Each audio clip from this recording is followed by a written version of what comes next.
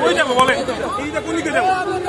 আমি তো কেন দেখা দরকার নাই আপনি রাস্তা বন্ধ করছেন আপনাদের যৌক্তিক আন্দোলনে আপনাকে একটা যৌক্তিক পন্থা দেখাই দিবেন না তাইলে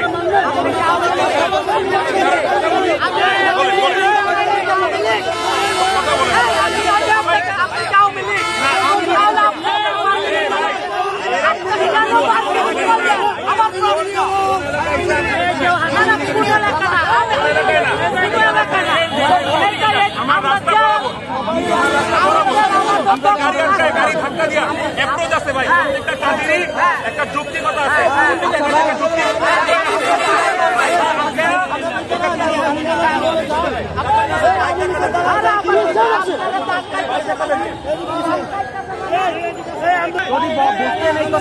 সাধারণ মানুষ আমাদের আহতদের খোঁজ নিচ্ছে এই জন্যই বললাম আপনি উচ্চ পর্যায়ে পর্যন্ত যান না খোঁজ নিচ্ছেন আমাদের ভাইয়া রাস্তায় বন্ধ কইরা আমরা যাইতে না দিয়া আমাদের কোনোভাবেই হয় না ভাই বললাম তো